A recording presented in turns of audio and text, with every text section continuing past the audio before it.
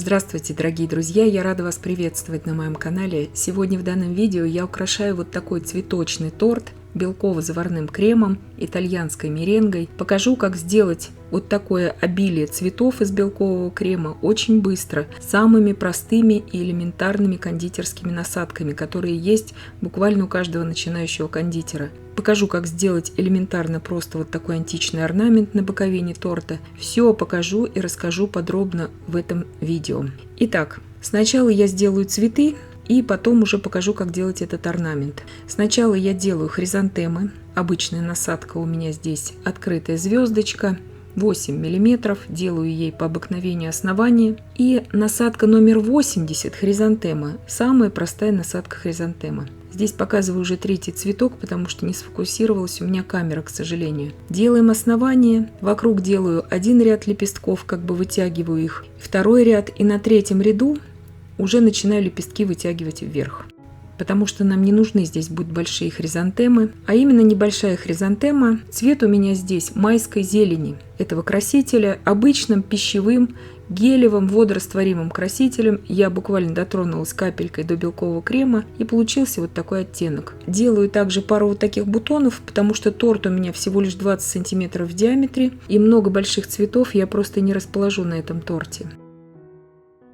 Теперь делаю пионы самым простым способом. Для серединки беру насадку 402, огромная хризантема. Как правило, никто не знает, куда ее применить. Применяем для серединки у пионов. Делаю опять же основание достаточно широкое здесь. И делаю вот такие элементарные лепестки внутри как бы у пиона. Вот этой насадкой 402 огромная хризантема. Делаются они элементарно просто из этой насадки. Уже серединка огромного цветка готова. Цвет нежно-розовый.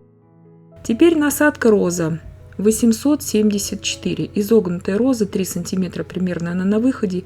Есть, как правило, в каждом наборе начинающего кондитера. Делаю лепестки как бы с отступлением друг от друга. Начальные, я имею в виду первые лепестки. И увожу их постоянно вниз, чтобы у них был объем.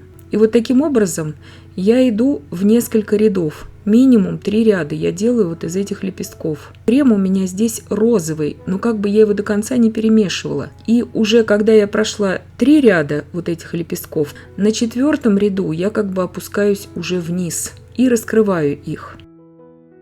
Вот такой пион у меня быстро очень получается. Пион крупный цветок. И показываю, как его так сделать элементарно, просто и быстро. Делаю 3 пиона, больше здесь просто не поместится. И окрашиваю лепестки у пиона сейчас розовым красителем, не серединку, а именно лепестки. Они будут более яркие и более гладкие от аэрографа. Самым простым аэрографом окрашиваю. У меня очень жарко было в помещении, когда я делала этот торт, поэтому крем быстро пузырится, белково-заварной. И вот такие вот пионы у меня получились. Отставляю пока в сторону и сделаю розы.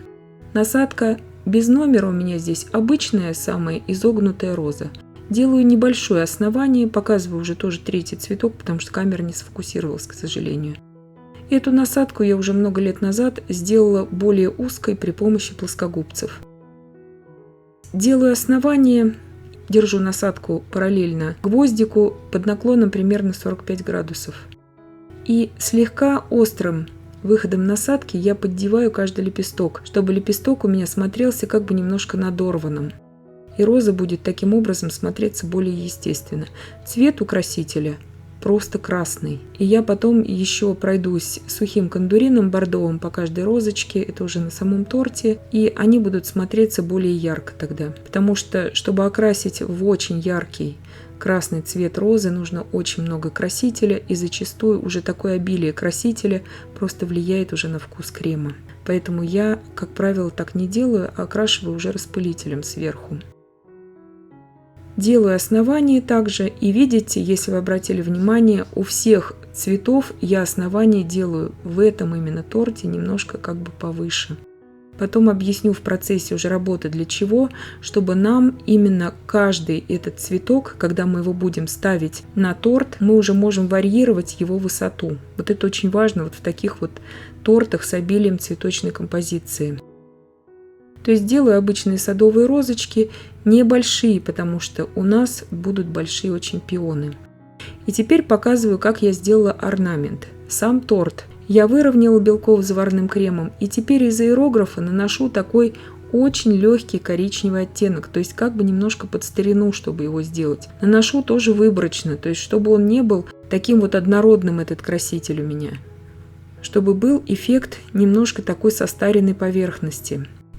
Теперь этот же краситель я буквально слегка развела водой и кисточкой, вот так оттягиваю кисточку, обязательно перчатки здесь нужно будет одеть. Я как бы разбрызгиваю, вот такие брызги делаю из красителя по поверхности, чтобы поверхность смотрелась такой как бы состаренной тоже.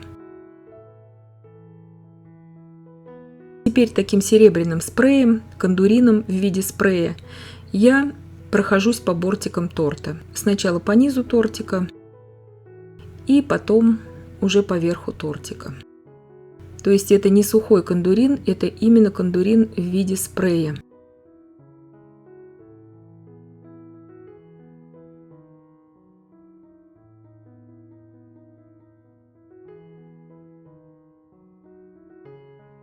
И теперь делаю вот такой большой насадкой кондитерской круги. То есть она больше, чем насадка 1М для ориентира вам. То есть примерно как 336 такая большая насадка.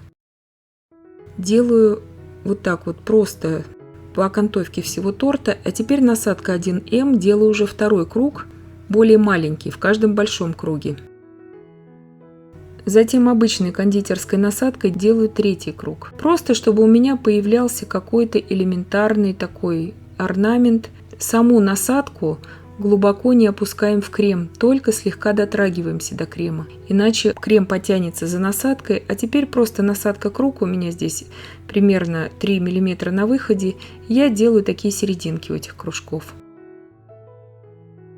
Просто, чтобы такой, как бы под старину у меня такой легкий орнамент был. И сейчас я также по всей поверхности торта, сверху по окантовке пройдусь еще раз перламутровым спреем, вот этим серебряным. И это сделать важно, чтобы сгладились все вот эти вот неровности. И получается тогда как бы слегка объемный вот этот орнамент. Теперь серебряной посыпочкой посыпаю место соприкосновения торта с подложкой. Она всегда очень эффектно смотрится. Мне нужен был по картинке вот этот именно орнамент. То есть вот этот цветочный горшок слегка под старину мне нужно было изобразить в креме, как на той картинке. И выставляю цветы на торт. Если вы обратили внимание, у торта я ничего не выравнивала, естественно, сверху. И слегка сам центр я сделала слегка повыше. И теперь цветы, насколько это мне нужно, я выставляю либо с кремом внизу под ними, как я вам уже говорила, что я объясню в процессе, либо уже вообще без крема под ними. То есть, чтобы не израсходовать здесь много лишнего крема.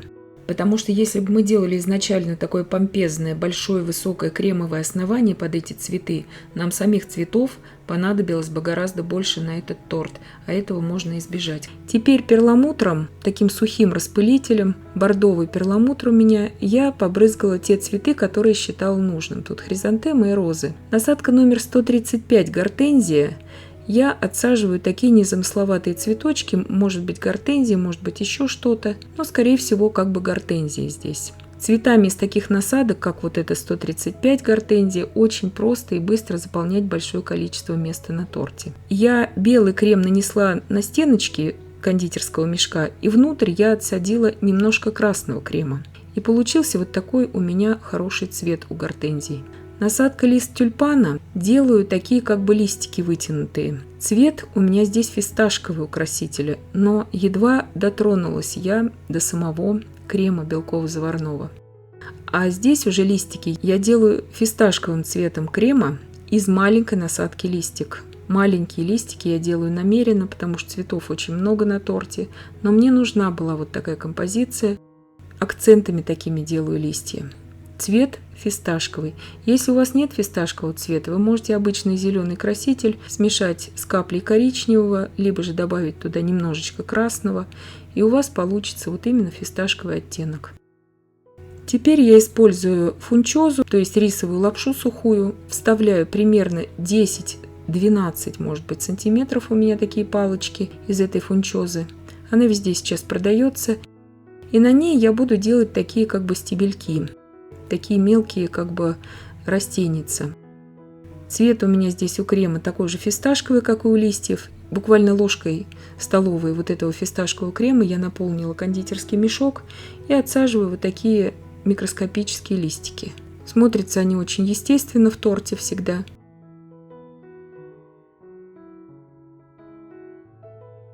Добавила здесь пару бабочек, и в принципе мой торт готов. Белково-заварного крема на украшение всего этого торта у меня ушло из расчета порции на 250 грамм белка.